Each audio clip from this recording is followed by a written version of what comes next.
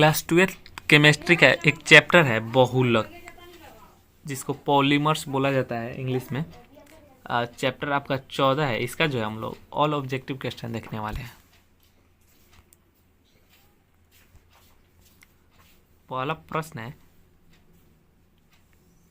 Caprolactam किसका monomer है? Monomer, ठीक है। तो ये जो है नाइलॉन 6 का है। किसका है? नाइलॉन 6 का है। अगला प्रश्न है, निम्नलिखित में से कौन संघनक बहुलक नहीं है? बोले निम्नलिखित में से कौन संघनक बहुलक नहीं है? तो पीटीएफ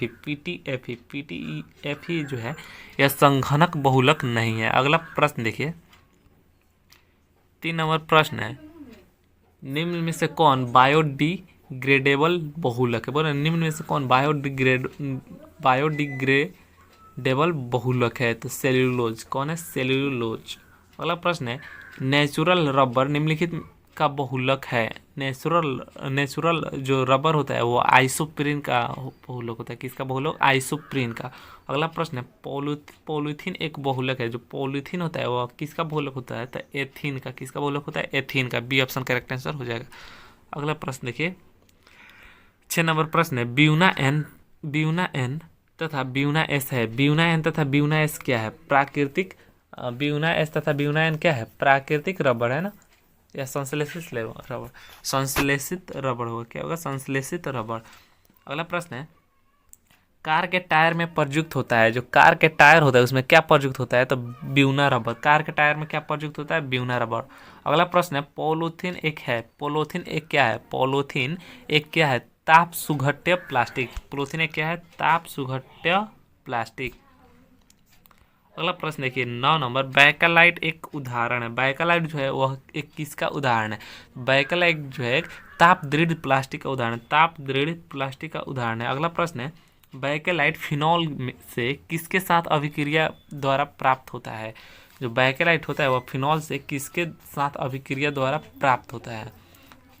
तो फॉर्मल्डिहाइड के द्वारा। किसके द्वारा? फॉर्मल्डिहाइड के द्वारा। सी ऑप्शन करेक्ट आंसर हो जाएगा। अगला प्रश्न देखिए, 11 नंबर प्रश्न है, निम्न में से कौन सा प्राकृतिक बहुलक है? बोला निम्न में से कौन सा प्राकृतिक बहुलक है? तो प्राकृतिक बहुलक जो है इनमें से कौन सा है? नाइलॉन 6 है ही नहीं, और ब्यूना एस हम लोग पहले ही देखें, टेरिलिन है ही नहीं। प्रोटीन जो है वह प्राकृतिक बहुलक है। प्रोटीन क्या प्राकृतिक बहुलक है। अगला प्रश्न है, निम्नलिखित में से कौन योगशील बहुलक है? बोला निम्नलिखित में से कौन योगशील बहुलक है? योगशील बहुलक कौन सा है? तो योगशील बहुलक जो है उच्च घनत्व वाले पॉलीथीन होते हैं। उच्च घनत्व वाले पॉलीथीन होते हैं। अगला प्रश्न देखिए, F2C डबल वन CF2 निम्नलिखित में से किसका एकलक है? ठीक है, किसका एकलक है? F2C और डबल वन CF2। तो ये जो है टेफ्लॉन का जो है एकलक है। अगला प्रश्न है, पहला औद्योगिक संश्लेषित रबर कौन सा है? ब्यूना एस या ब्यूना आर? इनमें से कोई नहीं होगा ना, इनमें से कोई नहीं। चलिए अगला प्रश्न देखिए, फिनॉल निम्न में किसके निर्माण में प्रयुक्त होता है? फिनॉल निम्न में किसके निर्माण में प्रयुक्त होता है? तो फिनॉल जो है वह बैकेलाइट के निर्माण में प्रयुक्त होता है। बैकेलाइट के निर्माण में प्रयुक्त होता है। अगला प्रश्न है, ऑरोलोन निम्नलिखित में किसका बहुलक होता है? जो ऑरोलोन होता है वह निम्नलिखित में किसका बहुलक होता है? तो वह जो है एक्रिलोनाइट्राइल का बहुलक होता है। एक्रिलोनाइट्राइल का बहुलक होता है। अगला प्रश्न है, कैप्रोलैक्टम निम्नलिखित में से किसका मोनोमर होता है? हम लोग पहले पढ़े नाइलॉन 6 का फर्स्ट क्वेश्चन था यहीं। निम्नलिखित में अगला प्रश्न देखिए, 18 नंबर, निम्नलिखित में किसके ईस्टर बंद है? निम्नलिखित में से किसके ईस्टर बंद है? बोले निम्नलिखित में से किसके ईस्टर बंद है? तो टेरिलिन का। ठीक है। अगला प्रश्न, निम्नलिखित में से कौन ताप दृढ़ प्लास्टिक है?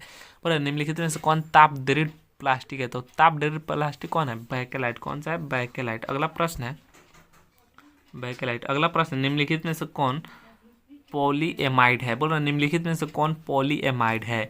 जो नाइलॉन 6 है, नाइलॉन 6 यहाँ पे दिया हुआ है, नाइलॉन 6 जो है पॉलीएमाइड होता है, पॉलीएमाइड।